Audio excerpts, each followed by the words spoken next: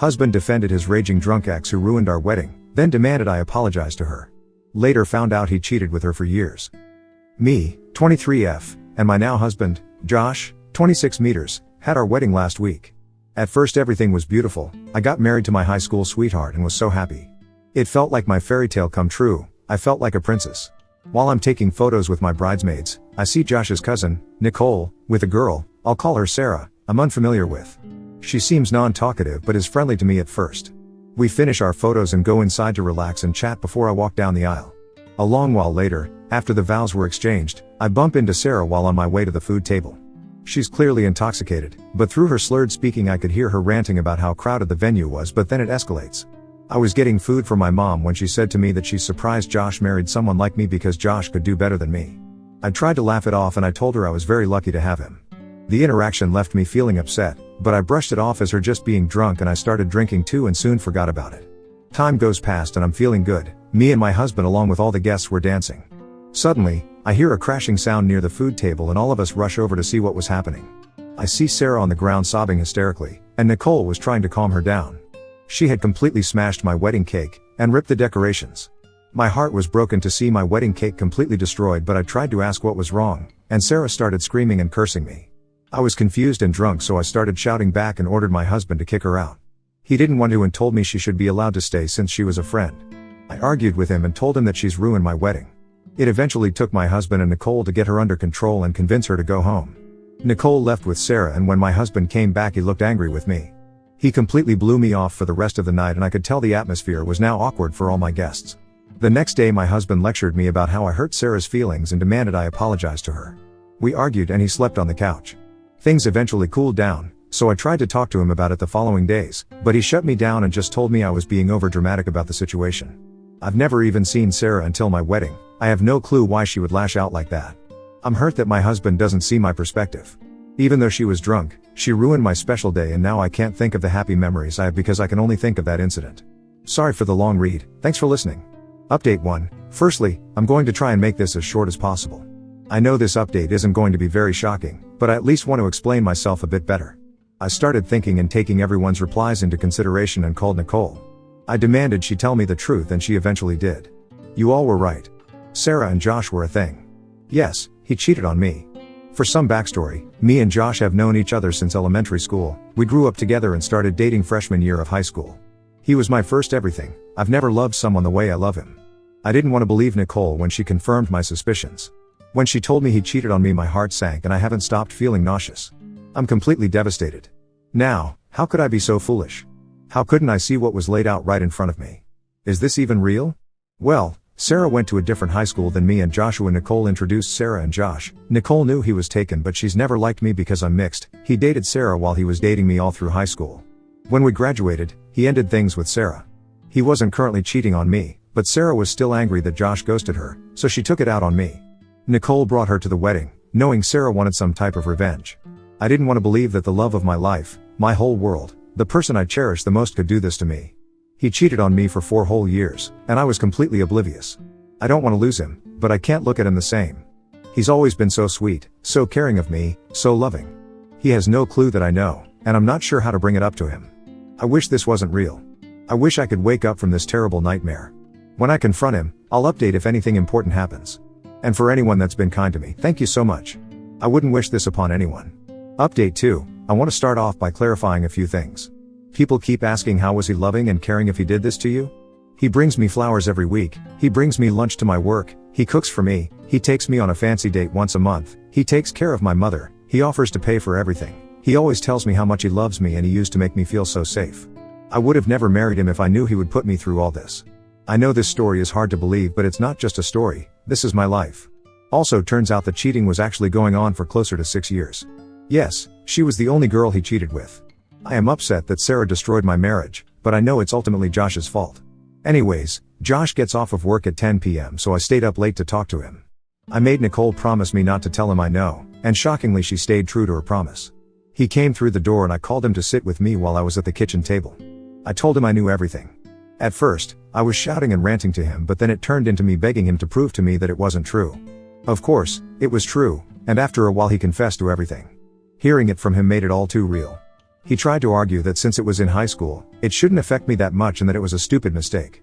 Yeah, a stupid mistake he let go on for over 5 years. I know we were young, but he knew better. He begged me to stay and told me how sorry he was for everything he's put me through. I told him how much I love him, but I can't stay with him. I asked him why he defended her over me and he said he didn't want to upset her because he knew how psycho she can be. I know he still loves her, or at least cares about her, because why would he still defend her years later? I can't just cut him out of my life yet. The house we live in, and my car is all in his name. Not only have I lost my husband, but I've lost my whole life. After I made it clear to him I was leaving him, he got angry and we started arguing. He tried to say at least he wasn't still cheating, but I don't care, it still hurts the same. I called my mom and told her everything, so she's letting me stay with her for now. Since I live in Pennsylvania, I have 60 days to get my marriage annulled, which I plan to do. Josh keeps trying to call me but I'm not answering it. He showed me what love is, but now he's ruined love for me. I can't see myself ever dating and trusting someone like this again. Not only was my wedding destroyed, but my whole life is now destroyed. I have no car, no house, he has full access to my bank account and I'm sure he'll fight to keep the dogs. If anyone wants an update on when I go to get my stuff, I'll give one. None of his family apart from Nicole know he cheated or anything about what's going on. I loved his parents, and they loved me too. His dad took me in after I lost mine. As for Nicole and Sarah, they've tried to contact me, but I haven't replied. Please let me be clear when I say that when you're so blindly in love, you never consider the one person you love and trust the most in this world to be cheating on you. My lawyer said he has to give me everything I paid for, and I should get my bank information changed as soon as possible. My lawyer also said getting my marriage annulled would be the best option. If I can prove my car has been paid by me, then he has to give it to me. But right now, there's nothing I can do about my car or house since it's all legally in his name. My lawyer is fighting for me though. I'm praying that Josh will give me the dog. Lastly, thank you again to anyone who's been kind to me throughout this. I hate reading comments because most are negative and it keeps me thinking about this whole situation. I appreciate any of you who've supported me and gave me advice more than you know. It's really helped me through this disaster, and without you guys talking some sense into me, I think I would have just stayed with him. Now I know that he isn't the man I thought I married, and I don't want him to be the father of my children anymore. I'm not sure if I'll update again, I might if something interesting happens. Goodbye for now. Update 3, sorry for the inactivity, I haven't been feeling too well but I'm a bit better now. I'm glad some of you wanted an update because I have one to tell. At first Josh tried to keep my things, in an effort to persuade me to get back with him. He stopped that after a day or two though.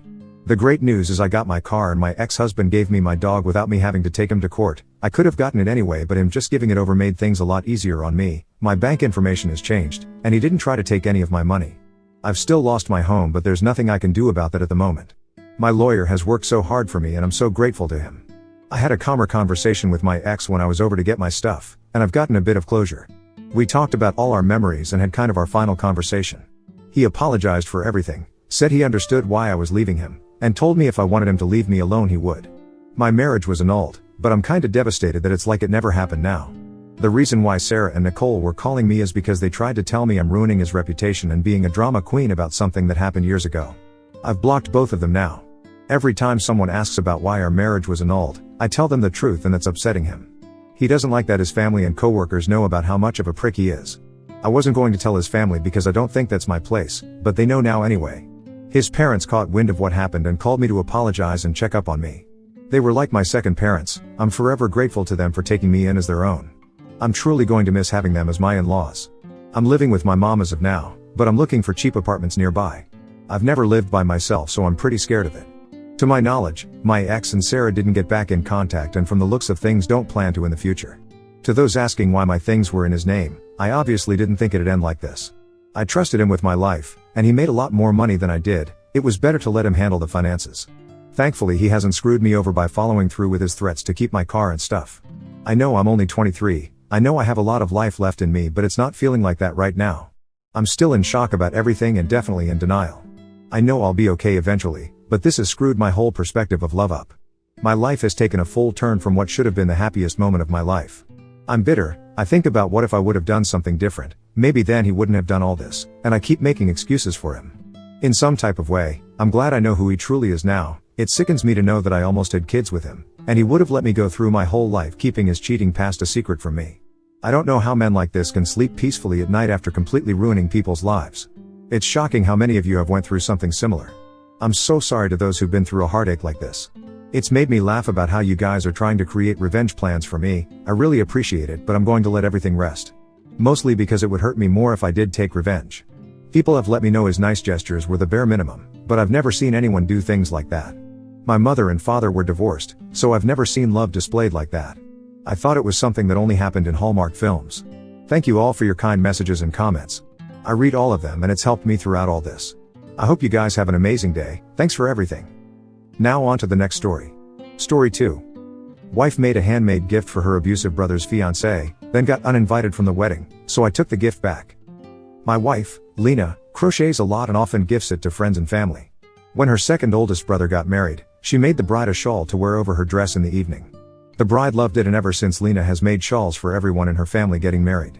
Now Lena's oldest brother, George, is getting married again. Lena doesn't have a relationship with George as he was abusive to her as a child, but if she has to see him then she is polite but distant with him. She doesn't want to cut off the rest of her family because of George. I work with George and while we aren't friends, we are friendly at work. Lena encouraged this. When George got moved to my team I was going to request a transfer, not wanting to expose Lena to George as my team do a lot of get-togethers with our significant others. As it is a family wedding, Lena's mom asked her if she could crochet a shawl for George's fiancé and Lena agreed. It was arranged that once it was finished I would take it to work to give to George so that Lena didn't have to see him.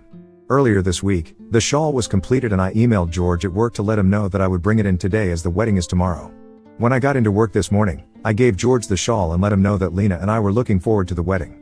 Come lunchtime, Lena called me to let me know that George's fiancé had called her and told her that she was no longer invited to the wedding, citing the place they are having the wedding and the reception it is too small for the number they have coming, so are having to make cutbacks. However, I was still invited to the wedding. I was mad at this because they clearly only invited Lena to get a shawl, which to me is just rude. If they had asked Lena outright to make one, she probably would have done because she loves to crochet. On my way out of work, I noticed George wasn't at his desk but the shawl was. I was still mad that they had used Lena to get a shawl and I just shoved it in my work bag. I left a note on his desk telling George since Lena was no longer invited, the shawl and I would no longer be attending either. On my way home, I told Lena what I had done and asked her if she wanted to go out instead, so not to waste having a sitter. Lena was upset that I had taken the shawl as it was causing an uproar in her family group chat where people were calling her petty because I took it back. Lena wants me to give it back. I don't think I should, they don't deserve Lena's kindness. However, at the same time, I don't want Lena to be upset with me over George and a shawl. Am I the asshole for taking back the shawl? Edit, I have messaged the group chat, letting them know that I took it and if they should be pissed at anyone then it should be me, but I would also do it again because no one gets to be a dick to Lena. Update, Ida for taking back a shawl my wife made for a bride-to-be after she was uninvited from the wedding? September 16, 2023. I have absolutely no idea how to post an update in Ida, so I figured it was best to post it here in case anyone is interested in it. So, everyone will be glad to know that I have not given George back the shawl. I mean, part of the reason I haven't given it back is because he's on his honeymoon. One hope has reigned for the 2 weeks, but even if he wasn't I still wouldn't give it back. Later that evening Lena apologized for being mad at me. She said that she should have never agreed to make the shawl in the first place and was grateful I had taken it back. Lena and I had a long discussion about her family and how they treat her. I told her that I would always stand up for her when it comes to her family because I will stand strong when she can't. I asked her what she thought about going lower contact. We were already low contact, with George, his now wife, and her mom. Lena said that she wanted to go no contact with George, his wife, her mom, and to go low contact with everyone else but her second oldest brother and his wife, we'll call them Michael and Sarah. She said she wanted to do this because of how toxic the group chat had become, which she has now left and has shown me that she has left and deleted the chat.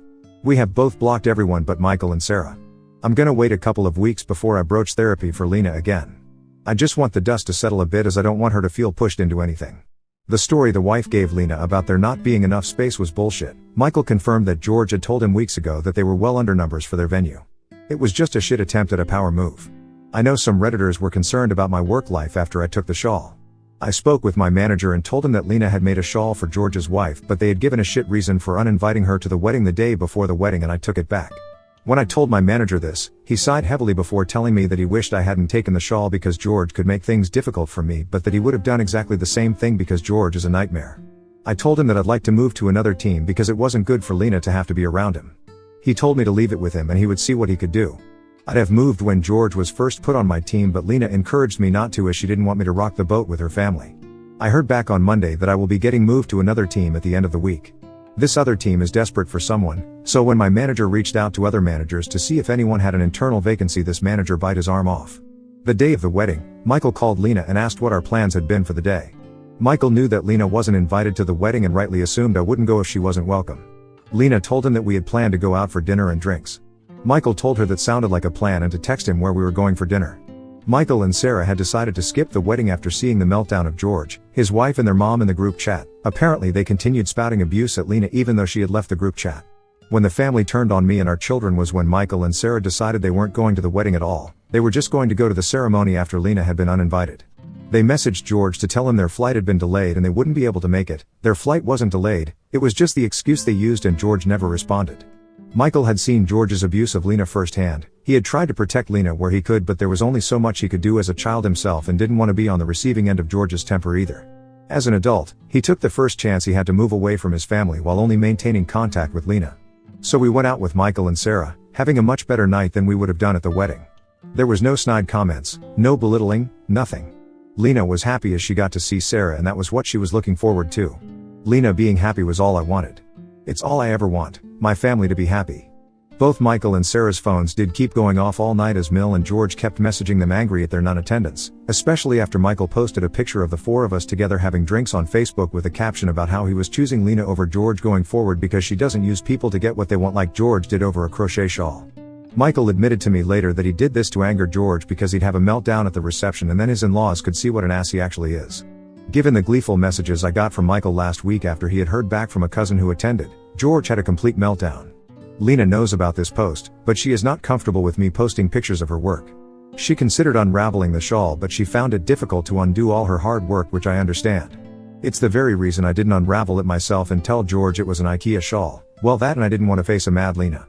After talking with Sarah about what to do with it, she has decided that she's going to keep it but she will dye it. Michael suggested that she wears it to the family Christmas. We aren't going to see Lena's family at Christmas so it won't be happening anyway. Michael and I are at the same level of pettiness as I had previously suggested, as some people comment on my original post, that I could wear it to work when George is back.